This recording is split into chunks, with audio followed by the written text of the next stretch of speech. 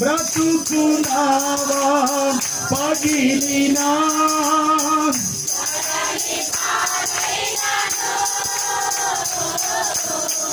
అలలు ముంచి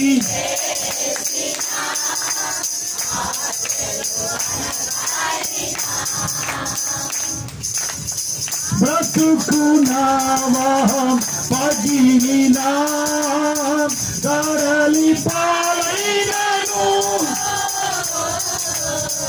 అలలు ముంచి వేసిన ఆశలు అనగారినా నీ మాట చాలయ్యా నీ తోడు చాలయ్యా నీ నీడ చాలయ్యా నీ మాట చాలయ్యా నీ చూపు చాలయ్యా నీ తోడు చాలయ్యా నీ నీడ చాలయ్యా నీ ఉంటే నాకు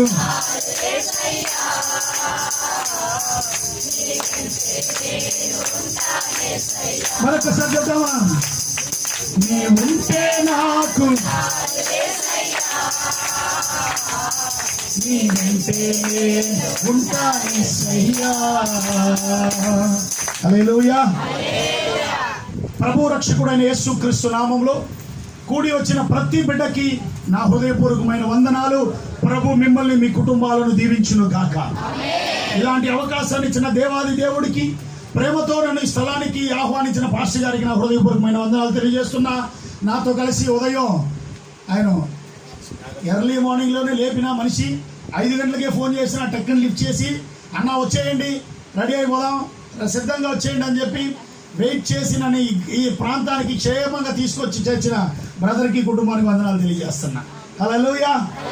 దేవుడు ఇక్కడ మనందరితో ప్రవచనాత్మకంగా మాట్లాడబోతున్నాడు. ఎంతమంది ఆయన స్వరము వినడానికి సిద్ధంగా ఉన్నారు. హల్లెలూయా. తిరిగి ఊరికి వెళ్తున్నాగా సడన్ గా తమిళ వచ్చేస్తాను. మామూలుగా అర్థం అవుద్దా? ఓకే, తమిళ అయినా అర్థం అవుద్ది, తెలుగు అయినా అర్థం అవుద్దా? அப்படி என்ன நான் என்ன தமிழ்லேயே பிரசங்கம் பண்ணிடுறேன். அதாங்க காலையில பாப்பா கரெக்டாக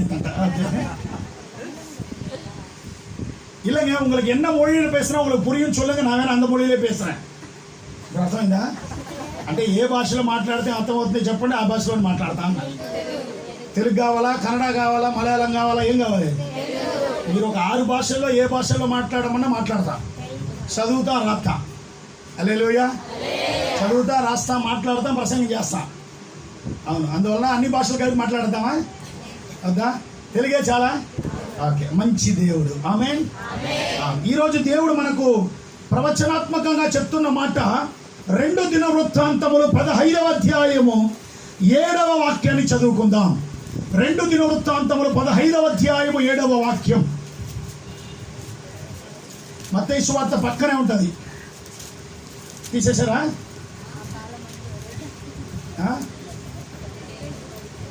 2 దినవృత్తాంతములు 15వ అధ్యాయము 15 చెప్పాలా? 15:7. కాగా మీరు బలహీనులు కాక ధైర్యము వహించుడి, మీ కార్యములు సఫలమగును. చాలమ్మా, మీ సేవ యొక్క కార్యాన్ని దేవుడు ప్రవచిస్తున్నాడు, సఫలం చేస్తున్నాడు. మీ ఆశలన్నింటినీ సఫలం చేస్తున్నాడు. మీరు ఎదురు చూస్తున్నట్టు ఉన్నత మందిర విషయంని సఫలపరుస్తున్నాడు.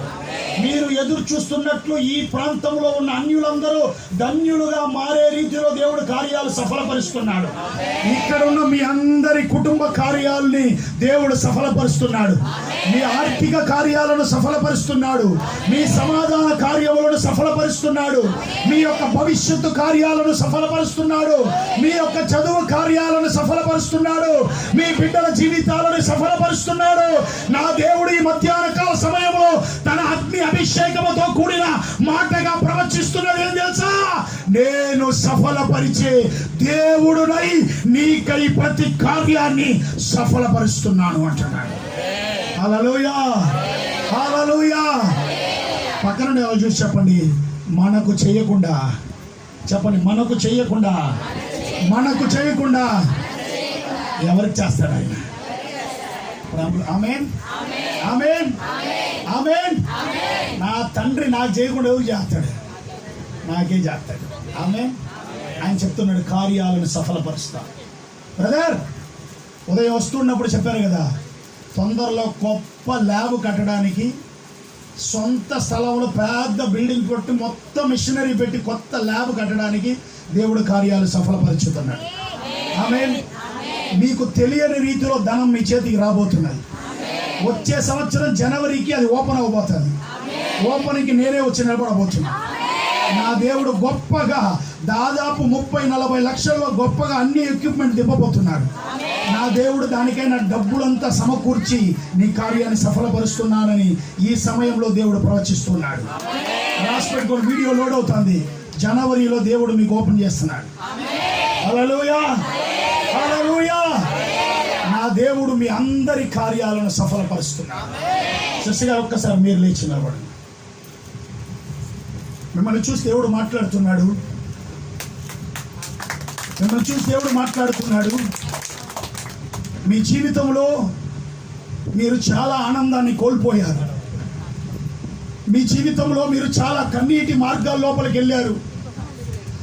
మీరు అనుకున్నది ఏది జరగకుండా మీరు చాలా శ్రమల మధ్యలో వెళ్ళారు.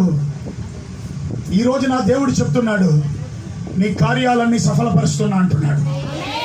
నువ్వు ఏదైతే కోల్పోయావో, ఒంటరి దానివని ఎంత కన్నీరు కారుస్తున్నావో, అందరూ ఉన్నా ఎవరు నన్ను అర్థం చేసుకోలేని పరిస్థితుల్లో నేను నలిగి చచ్చి బతుకుతున్నానయ్యా, సరిగ్గా నిద్ర కూడా పట్టట్లేదని కుమిలిపోతున్న బిడ్డ, దేవుడు ప్రవచిస్తున్నాడు, నీ కార్యాలన్నీ సఫలపరుస్తున్నాడు. నువ్వు 2 సార్లు చచ్చిపోదామని, ఎక్కడికో వెళ్ళిపోదాం, ఇక నాకు ఎవరు వద్దని మరణాన్ని వెతికి వెళ్ళావు. నిజమే కదా బిడ్డ?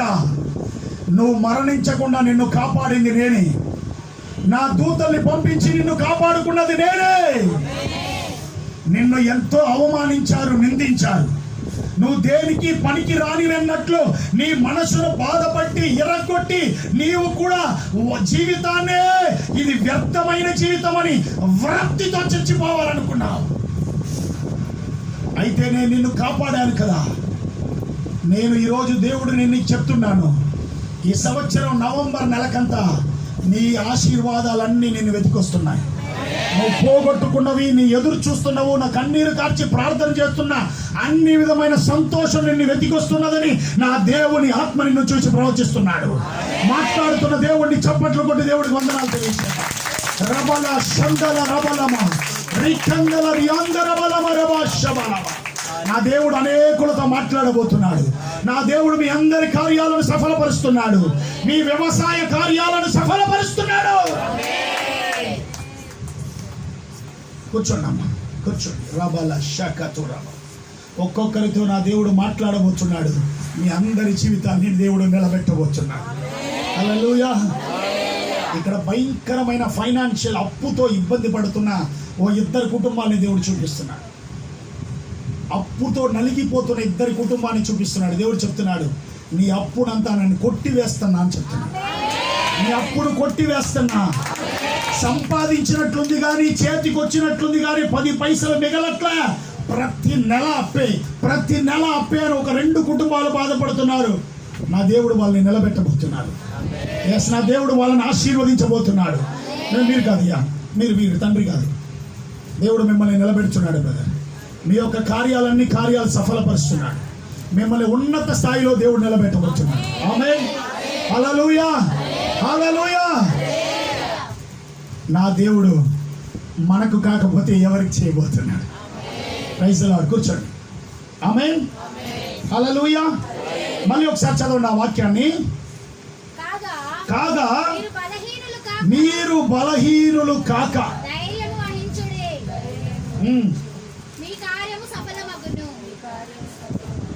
దేవుడు చెప్తున్నాడు, కార్యము సఫలమవుతుంది. ఎప్పుడు? మీరు బలహీనులు కాకుండా ధైర్యము వహించినప్పుడు.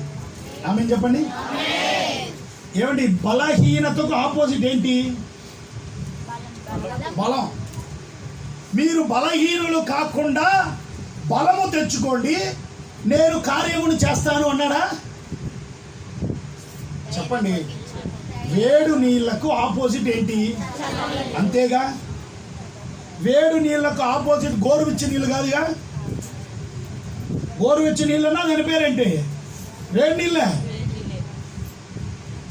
బలహీనతకు ఆపోజిట్ ఏంటంటే బలం. మీరు బలహీనులు కాకుండా బలము తెచ్చుకోండి అని చెప్పాడా? ఏం చెప్తున్నాడు? దేవుడు చెప్పాల్సిన మాట ఏంటి అక్కడ బైబిల్లో? మీరు బలహీనులు కాక. ఏమండి, ఈయన బ్లడ్ టెస్ట్ చేస్తున్నాడు. ఈ రోజు ఒక ఫోన్ కాల్ వచ్చింది. చక్కగా ఒక తండ్రిలాగా బిడ్డతో మాట్లాడి, నీకేం బలహీనత అమ్మా, ఏమీ లేదు, అన్నీ సరిపోద్దని ఓదారుస్తూ వచ్చాడు మనిషి. ఎవరన్నా బలహీనంగా వీక్గా వస్తే వాళ్ళని చూసి ఏం చెప్తారు? ఈయన విటమిన్ టాబ్లెట్స్ వేసుకోండి, ఏంటండి కాల్షియం టాబ్లెట్స్ వేసుకోండి, సి విటమిన్ వేసుకోండి, డి విటమిన్ వేసుకోండి. ఎందుకు? బలం వస్తుందని. ధైర్యం తెచ్చుకోండి అని చెప్తారా? ధైర్యంగా ఉండండి, మీకు విటమిన్ పెరిగిపోతుంది. ధైర్యంగా ఉండండి, మీ కాల్షియం పెరుగుతుందని చెప్తారా? చెప్పరు. బలము తెచ్చుకోండి అని చెప్తారు. అయితే నా దేవుడు ఏం చెప్తున్నాడు అంటే, యేసు ప్రభుకి ఇక్కడ ప్రాబ్లమా, లేకపోతే వినే మనకు ప్రాబ్లమా, చదివే మనకు ప్రాబ్లమా? అంటే దేవుడు ప్రతి మాటకు ఒక అర్థం ఉంటుంది. ఆమె చెప్పండి. మామూలు మనం మాట్లాడే మాటలకే ఏంటండి అర్థాలు భయంకరంగా ఉంటాయి. మనం మాట్లాడే, ఆయన మాట్లాడే మాటకి అర్థం ఉంటుందా లేదా? చెప్పండి. అంటే దేవుడు ఇక్కడ దేని గురించి మాట్లాడుతున్నాడంటే, శరీర సంబంధమైన బలము గురించి కాదు, ఆత్మ సంబంధమైన విశ్వాసము అనే బలం గురించి. ఆమె చెప్పండి. మీరు విశ్వాసములో బలహీనులు కాకుండా ధైర్యము తెచ్చుకోండి అంటే, విశ్వాసంగా ఉండండి, మీ కార్యాలు సఫలపరుస్తున్నా అంటున్నాడు. బైబిల్లో యోహాను సువార్త 10వ అధ్యాయము 10వ వాక్యాన్ని ఒకసారి చదవండి. యోహాను సువార్త 10వ అధ్యాయము 10వ వాక్యం.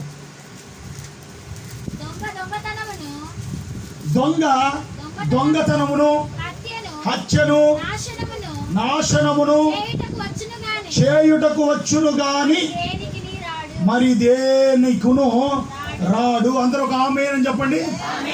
దొంగ ఎందుకు వస్తాడు? ఆడు వేరే ఇంట్లో దొంగతనం చేసింది మన ఇంట్లో పెట్టేసి వెళ్ళడానికా? దొంగతనం చేయడానికి. ఎవరి గురించి చెప్పబడింది దొంగ అని? ఎవరి గురించి? అపవాది గురించి చెప్పబడింది. వారు ఎవరంట? సరే, నేను మిమ్మల్ని చూసి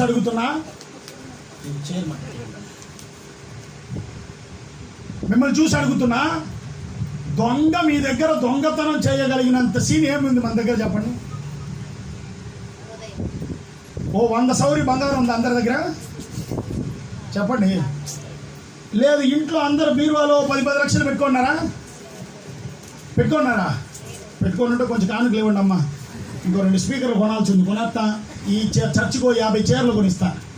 అంత ఎక్కువగా ఉంటే ఇవ్వండి, లేకపోయినా ఇవ్వండి.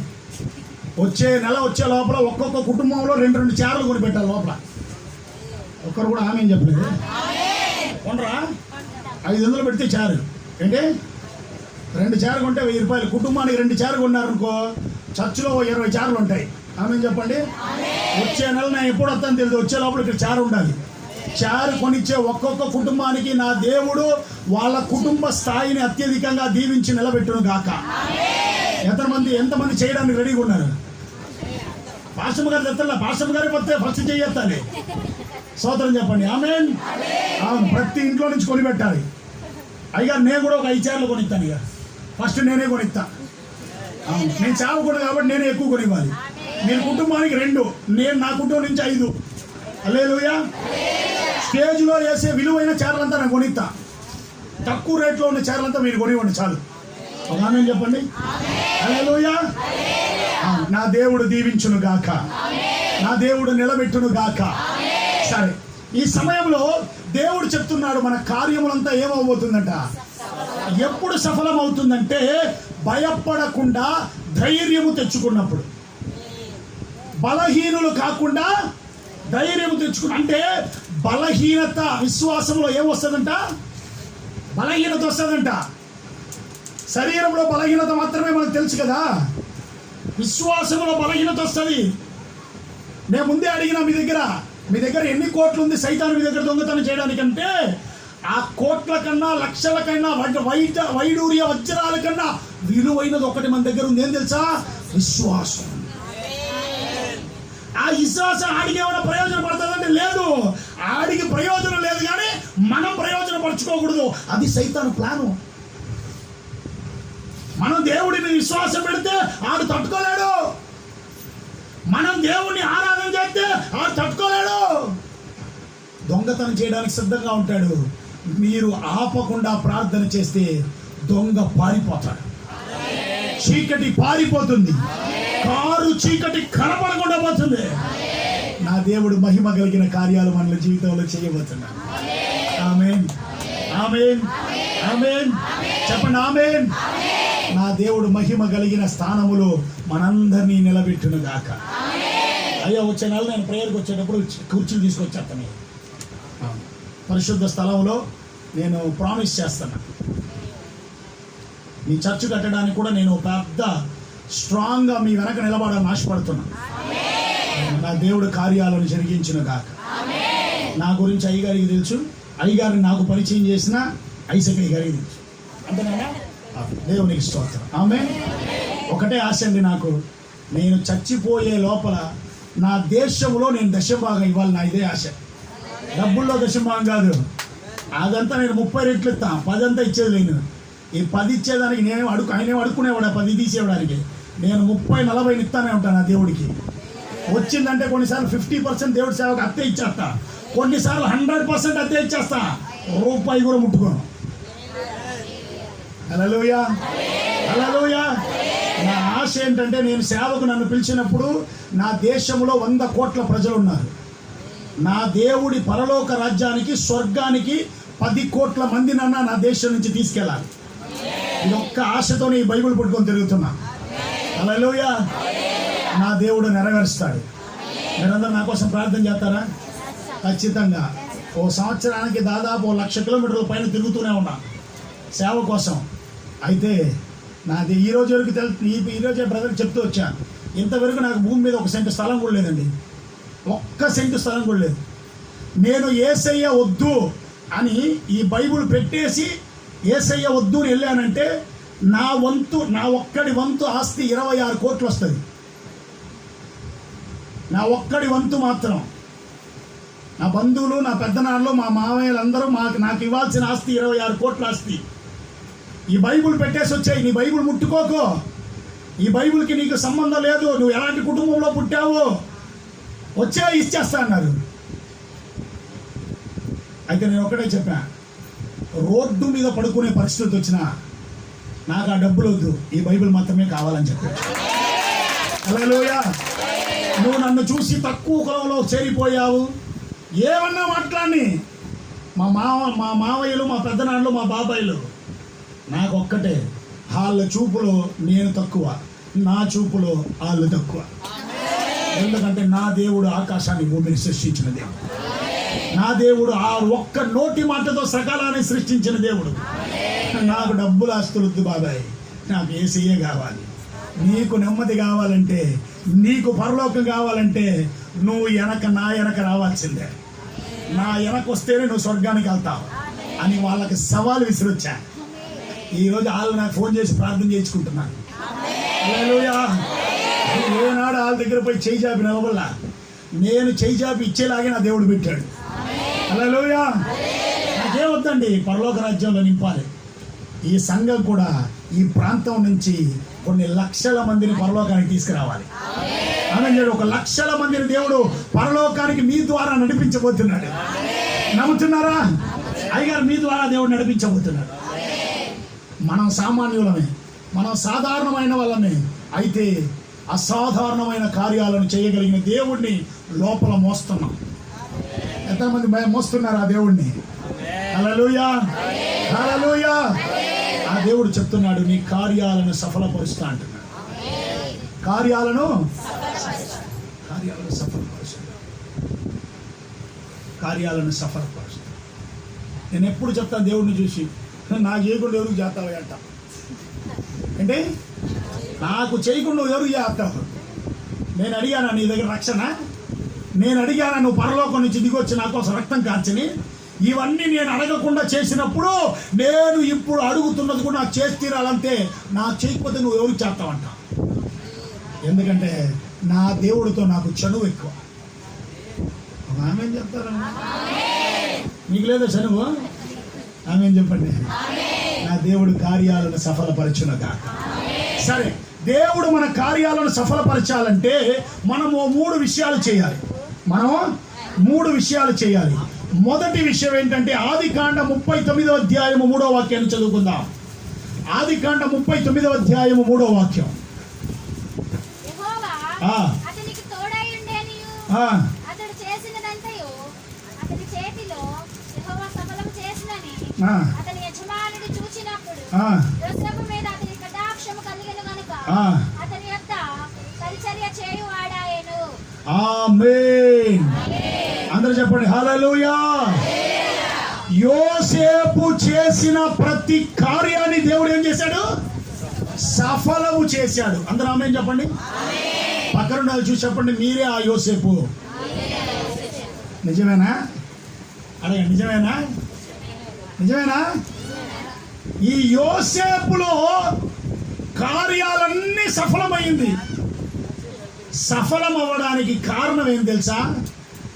యోసేపులో ఉన్న పరిశుద్ధ జీవితం. ఏం జీవితం? పరిశుద్ధ జీవితం.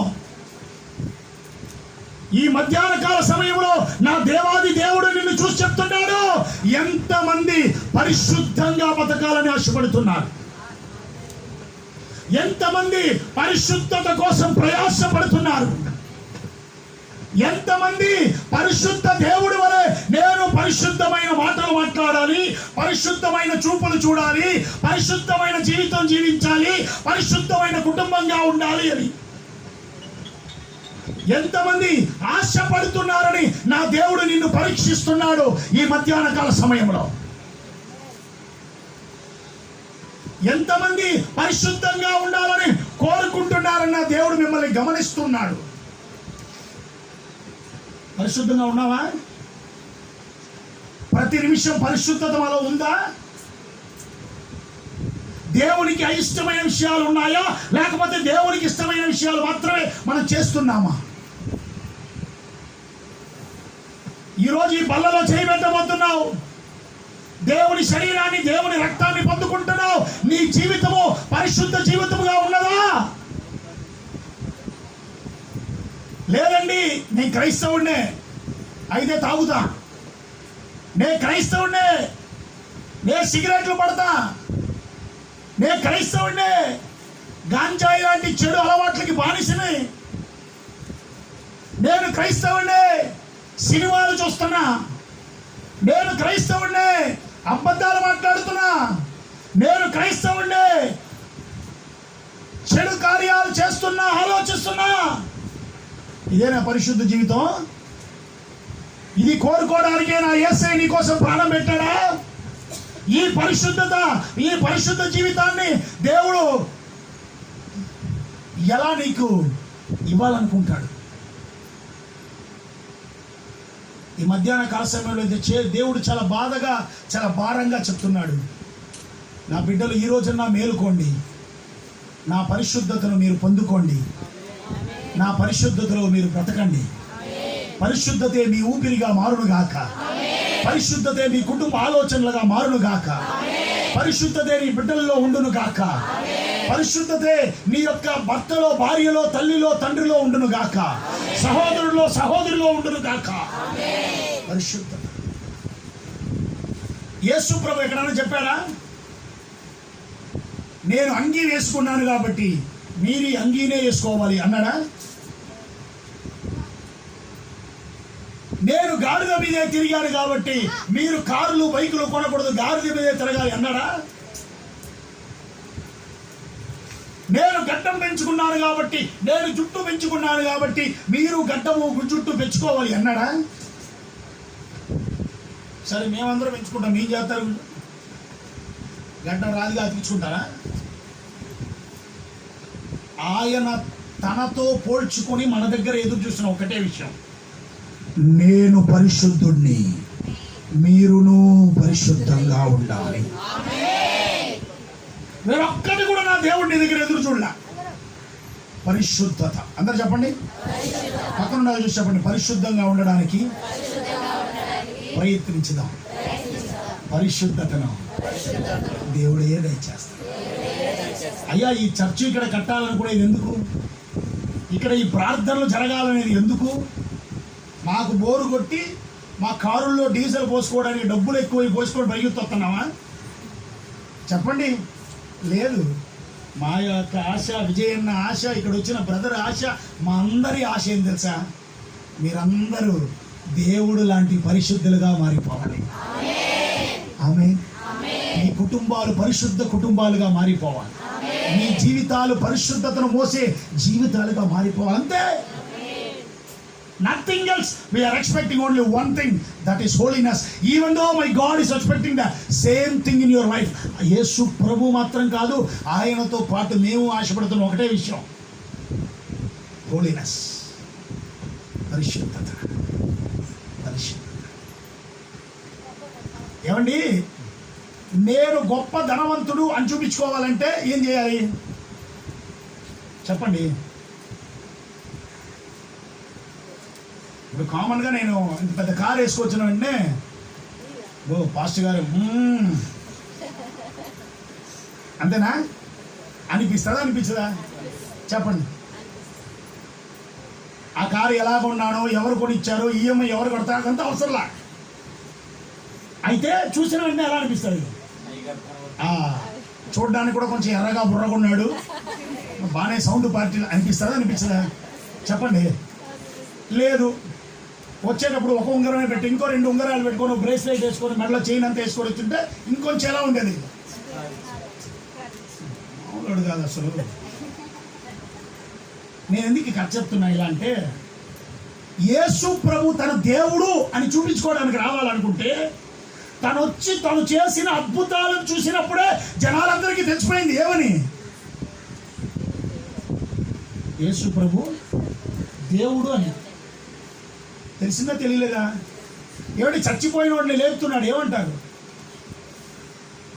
ఏమంటే ఏమీ లేదు, నైట్ 12 గంటలకు ఈ చీమకుర్తి రోడ్లో నుంచి మీ ఊరికి రావడానికి నిలబడుకున్నారు.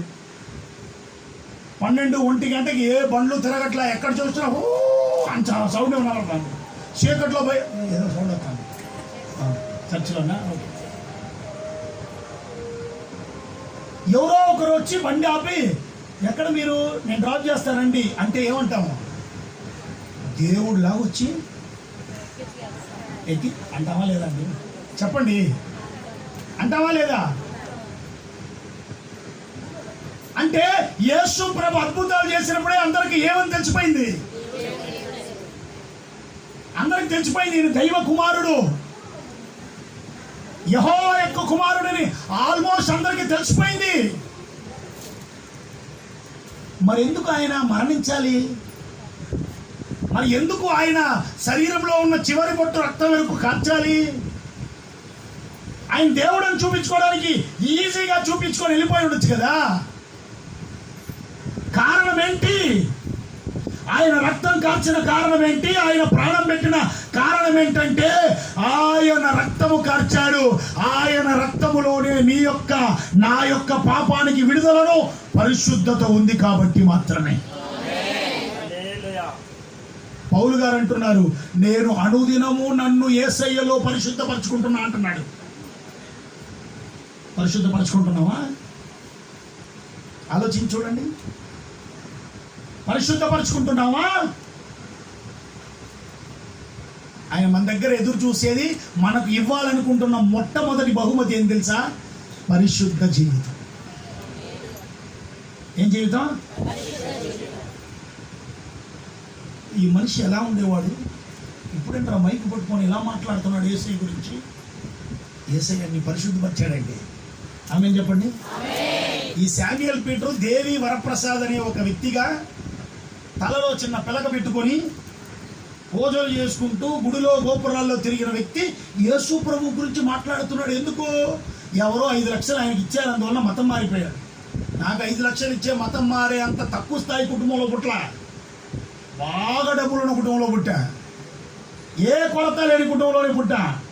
అయితే ఈరోజు యేసయ్య గురించి మాట్లాడుతున్నా అంటే ఎవడో డబ్బులు ఇచ్చిన వలన, చాలామంది బయట మాట్లాడుకుంటున్నారు, డబ్బులు ఇచ్చిన వల్ల మతం మారారు, అన్నానికి దిక్కు లేకుండా మతం మారారు. నేను ఎవరో మతం మార్చలే, నేను మతం మార్చుకోలే, మనసు మార్చుకున్న పరిశుద్ధ మార్గంలో వచ్చానంతే. హల్లెలూయా. మమ్మల్ని మార్చేంత సీన్ ఎవరికి లేదు, మేమే మారాం. ఎందుకంటే మేము దేవుడిని వెళ్ళి చూడలే, దేవుడు మమ్మల్ని వచ్చి చూశాడు. యేసు నా ఇంటికి రాకపోతే ఈ రోజు మీ ఇంటికి నేను వచ్చేవాడిని కాదు. హల్లెలూయా, హల్లెలూయా.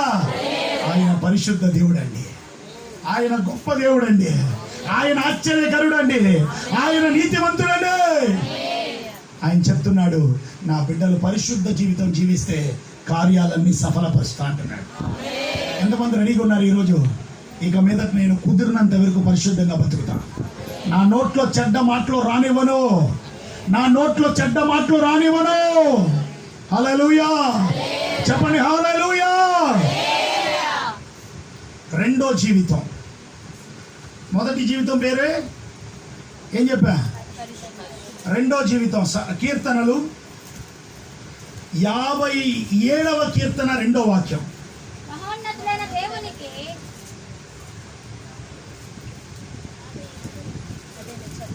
మహోన్నతుడైన దేవునికి నా కార్యము సఫలము చేయు దేవునికి నేను మొరపెట్టుచున్నాను.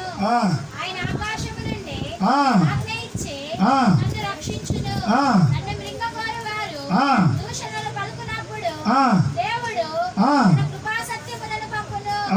హల్లెలూయా, హల్లెలూయా. రెండో జీవితం పేరేంటి? ఏం చదివమ్మా? 57 67 మళ్ళీ చెప్పు, మళ్ళీ చదువు. నా కార్యములు సఫలము చేయు దేవునికి. అందరు చెప్పండి ఏంటండి? నేను. రెండో జీవితం పేరేంటంటే మొర్ర పెట్టే జీవితం. అందరు చెప్పండి. అంటే ప్రార్థన చేసే జీవితం ఉన్న వారికి కార్యములు దేవుడు సఫలం చేస్తాడు.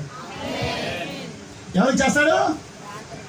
ప్రార్థన చేసే జీవితం అంటే దాని పేరే ప్రార్థనా జీవితం. ఈ మధ్యాహ్నంలో మిమ్మల్ని చూసి అడుగుతున్నా, ఈ బల్లలో చేయి వేయబోతున్నావు. ఇందులో చేయి వేయాలంటే ఫస్ట్ నీకేం ఉండాలి తెలుసా? పరిశుద్ధ జీవితం. రెండోది ఏం తెలుసా? ప్రార్థనా జీవితం. ఒక ఆమేన్ చెప్పండి. నేను మిమ్మల్ని చూసి అడుగుతున్నా, ఒక రోజుకి దేవుడు 24 గంటలు సేపు ఇచ్చాడు. అందులో ఎంతసేపు నువ్వు ప్రార్థన జీవితం ఉంది? ఈరోజు ఉదయం బ్రదర్ గారు నాతో చెప్తూ వచ్చాడు, నిన్న నైట్కి లేట్కి వెళ్తే వాళ్ళ కూతురు కూర్చొని ఉండిందంట. వెళ్ళేటప్పుడు చెప్పాడంట, నేను బాత్రూమ్కి వెళ్ళి వచ్చే లోపల ఆ పాప ప్రార్థనలో ఉండాలి. తినిందా అంటే తినింది. ప్రార్థన చేసిందంటే ఇంకా లేదంటే వచ్చే లోపల ప్రార్థనలో కూర్చోవాలంటే ఆ మనిషి వెళ్ళి ఫ్రెష్ అయ్యి వచ్చే లోపల బిడ్డ నేరు మోకాలు వేసుకొని కన్నీటితో ప్రార్థన చేస్తా ఉందంట. హల్లెలూయా. ప్రార్థన జీవితం ఉండాలి. ఆమేన్ చెప్పండి. 2 నెలల క్రితం ఈ క్వశ్చన్ అడిగి ఉన్నారు అనుకో, ఆయన అంటే ఏంటి అనేవాడు. అంటే ప్రార్థనా జీవితమా అంటే ఏంటి అనేవాడు, అంతేనా? ఇప్పుడు అదే మనిషి ఏం చేస్తున్నాడు తెలుసా? ప్రార్థనా జీవితం లోపలికి వచ్చేసాడు. హల్లెలూయా. మళ్ళీ చెప్పనా, ఎలాంటి వాళ్ళనన్నా బెండు చెయ్యాలన్నా బెండు తీయాలన్నా నా దేవుడే కాదు. హల్లెలూయా. బ్రదర్ని ఏం చేశాడు?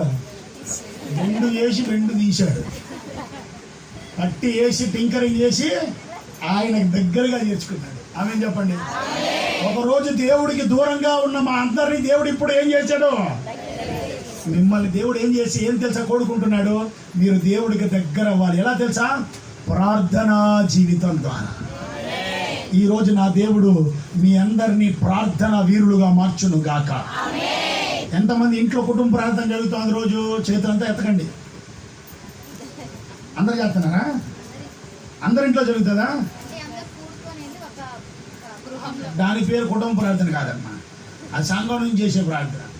కుటుంబ ప్రార్థన అంటే వాళ్ళ కుటుంబంలో వాళ్ళ ఇంట్లో కూర్చొని రోజు నైట్ ఉదయం ప్రార్థన చేయాలి, అది కుటుంబ ప్రార్థన. చేస్తున్నావా? భర్త వస్తే భార్య రాడు, భార్య భర్త వస్తే పిల్లలు రారు, చదవాలి ఎగ్జామ్, తినడానికి మాత్రం పిలువు పరిగించొచ్చేస్తాను. కుటుంబ ప్రార్థన. రెండో జీవితం పేరేంటి? దానికి ఏం పేరు? ఇంకో పేరేం చెప్పా? మన జీవితంలో వ్యక్తిగత ప్రార్థన ఉండాలి. ఏం ప్రార్థన? అందరూ చెప్పండి. వ్యక్తిగతంగా ఎంతసేపు ప్రార్థన చేస్తున్నాం? రోజు 5 నిమిషాలు ప్రార్థన చేసే వాళ్ళు హల్లెలూయా చెప్పండి. రోజు 2 గంటలు నేను ప్రార్థన చేస్తానని చెప్పి ఒక సూత్రం చెప్పండి. సూపర్. ఒక అమ్మ హల్లెలూయా చెప్పారా నాయన. నార్త్ ఇండియాలో ఉన్న పిచ్చి లేపుతున్నారు ప్రార్థనలో, అంతేనమ్మా?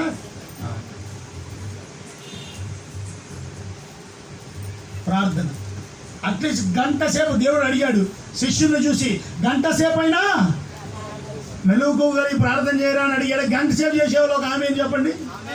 రైటమ్మా, శాతం అది జాలయ్యా. ఉదయం అరగంట, నైట్ అరగంటన్నా వ్యక్తిగతంగా దేవుడి దగ్గర ప్రార్థన చేయండి.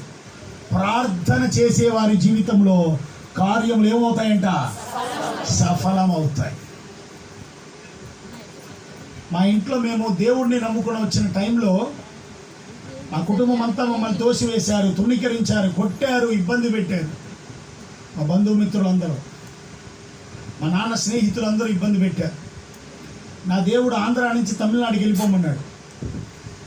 వెళ్ళిపోయిన సమయంలో తిండి లేదు, ఉండడానికి ఇల్లు లేదు, మార్చుకోవడానికి బట్టలు లేదు, రోడ్డు మీద పడుకున్నా. నాకే సిగ్గేలా చెప్పడానికి. నేను ఎంత ధనవంతుని కుటుంబంలో పుట్టానో, దేవుణ్ణి నమ్ముకున్న తర్వాత అన్ని కోల్పోయి, ఏంట్రా ఇది దేవుడు నమ్ముకుంటే వస్తుందంటే కోల్పోయారు అనుకుంటే, నిజంగానే దేవుడికి ఫస్ట్ మనం దగ్గర అయ్యేటప్పుడు చాలా సమస్యలు వస్తాయి. ఆ సమస్యలో దేవుడికి ఇంకా దగ్గర అయినప్పుడు పోగొట్టుకున్న దానికన్నా 2 అంతలుగా తిరిగి వస్తుంది. హల్లెలూయా. మేము ఫస్ట్ దేవుడికి దగ్గర అయిన సమయంలో అన్ని కోల్పోయి మాకేమి ఇవ్వమని అనేసారు, మా ఆస్తులంతా ఇవ్వననేసారు, మేము పేర్లు మార్చుకున్నాం, యేసయ్య బిడ్డలుగా మారామని చెప్పి మమ్మల్ని అందరినీ దేశించి పడేశారు మూలలో. అన్నీ పోగొట్టుకున్న సమయంలో విరిగిపోయిన నలిగిపోయిన మనసుతో ఉన్నప్పుడు ఒక రోజుకి 20 గంటల సేపు మా ఇంట్లో ప్రార్థన చేసేవాళ్ళం. ఎంతసేపు? 4 గంటలు మాత్రమే నిద్రపోయేవాళ్ళం. 20 గంటలు ప్రార్థన. ఈ రోజుకి మా ఇంట్లో దాదాపు ప్రతిరోజు 8 గంటల సేపు ప్రార్థన జరుగుతుంది. ఈ రోజుకి ఆదివారం తప్ప మిగిలిన అన్ని రోజులు మా ఇంటి పై గదిలో 8 గంటల సేపు ప్రార్థన జరుగుతూ ఉంది. ఆ ప్రార్థనలో ప్రతిరోజు 2 సార్లు మీ సంఘం కోసం కూడా ప్రార్థన చేస్తున్నారు. నాకు బ్యాక్గ్రౌండ్ ఏం తెలుసా? డబ్బులు ఆస్తులు కాదు, ప్రార్థన చేసే నా తల్లిదండ్రులు, నా కుటుంబం. ఇదే నా బ్యాక్గ్రౌండ్. నన్ను ఎవరిని అడిగి ఏంటి నీ బ్యాక్గ్రౌండ్ అంటే నేను చెప్తా, నా కోసం ప్రార్థన చేసి నా కుటుంబం ఉంది, అదే నా బ్యాక్గ్రౌండ్. ఈ కుటుంబం కోసం మీరు ఎంతసేపు ప్రార్థన చేస్తున్నారు? దేశం కోసం ఎంతసేపు ప్రార్థన చేస్తున్నారు? సంఘం కోసం ఎంత ప్రార్థన చేస్తున్నారు? ఆలోచించండి. ఈరోజు నా దేవుడు ప్రార్థన ఆత్మను దయచేయును గాక. రెండో జీవితం పేరేంటండి? మూడో జీవితాన్ని చూసి ముగించుకుందాం. టైం అయిపోయింది, ఇంకా ఎక్కువ మాట్లాడితే కొట్టేస్తారు మీరు నన్ను. యెషయా 64వ అధ్యాయము 4వ వాక్యం. యెషయా 64:4. తన కొరకు కనిపెట్టువాని విషయమై నీవు తప్ప తన కార్యము సఫలము చేయవారి మరి ఏ దేవుణ్ణి ఎవడు ఏ కాలమున చూచి ఉండలేదు. అట్టి దేవుడు కలడన్న సమాచారము. అందరూ ఆమేన్ చెప్పండి. మూడో జీవితం పేరేంటి తెలుసా? కనిపెట్టే జీవితం. అందరూ చెప్పండి. ఏం జీవితం? ఏం కనిపెట్టాలి? పక్కింటిలో నిన్న నైట్ ఏదో సౌండ్ వినపడింది, అది ఏమై ఉంటుంది అని చెవులు పెట్టుకొని కనిపెట్టేది కాదు.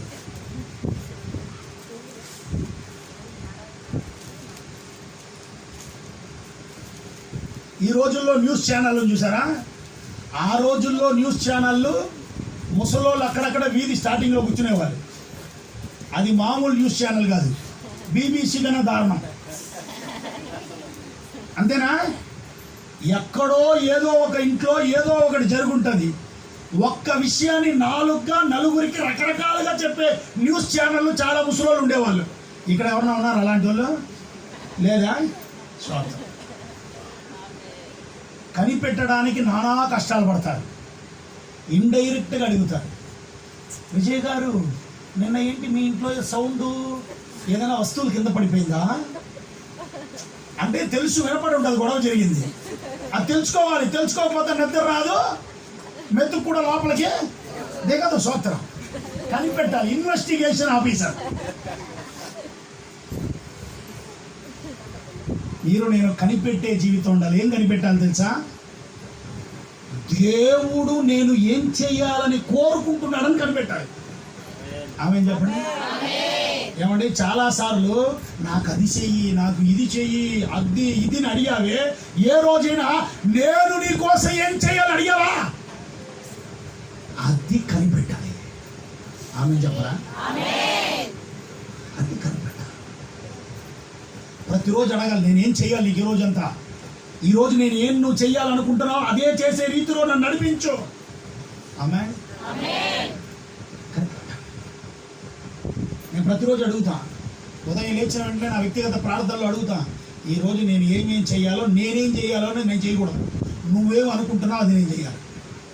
ఆ మార్గంలో నడిపించు, అదే నా కళ్ళు ముందు చూపించు, అక్కడికే నన్ను తీసుకెళ్ళు.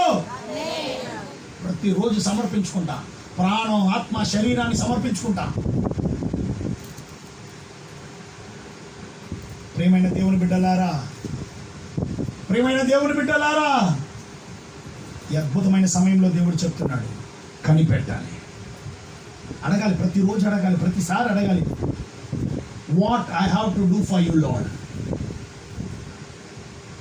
Every time I'm asking my wish. నా ఇష్టాలని అడుగుతున్నాను, కానీ నీ ఇష్టం నేనేం చేయాలని అడగలేదే. అడిగావా? లేదు. అడగాలి, నేనేం చేయాలి నీకు. ఏ ఊరన్నాయి? ఏ పాలెం? వల్లాయపాలెం. వల్లాయపాలెంలో నేను ఏం సేవ చేయాలని మీరు అడగాలి. అన్నీ నేను చేసేస్తాను వెళ్ళిపోకూడదు. అడగాలి, విచారణ చేయాలి, దేవుని చిత్తాన్ని ఎరగాలి. దేవుని చిత్తాన్ని ఎరగాలి. ఏది పడితే అది చేయడం కాదు. ప్రతిరోజు అడగాలి, నేనేం చేయాలి. నేను స్కూల్కి వెళ్తున్నా, స్కూల్లో నేనేం చేయాలని నీ చిత్తం ఉంది, అదే నేను చెయ్యాలి. నన్ను ఆ విషయాన్ని కనిపెట్టడానికి నా మనోనేత్రాలు తెరవండి. ఆమె ఎఫెసీలో రాసిన పత్రిక 1వ అధ్యాయము 17, 18, 19 వాక్యాన్ని చదవండి.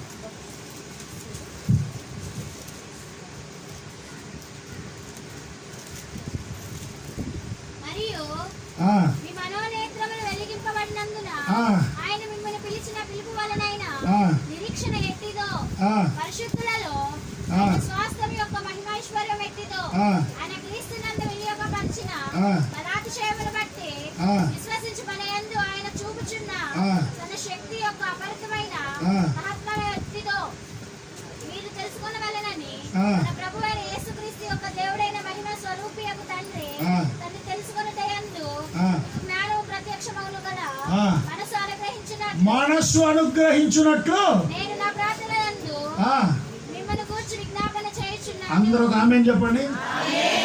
ఎఫెసీయ పట్టణం అని ఒక పట్టణం ఉంది, వల్లాయపాలెం లాగా. అంతేనా? వల్లాయపాలెం లాగా కరెక్టేనా? వచ్చేసింది. ఏసరత్తుంది. ఈ పాలెంలో ఉన్న, ఈ వల్లాయపాలెంలో ఉన్న జనాల కష్టాలు మారాలి, కన్నీళ్లు మారాలి, ఇబ్బందులు మారాలి, పోరాటాలు మారాలి.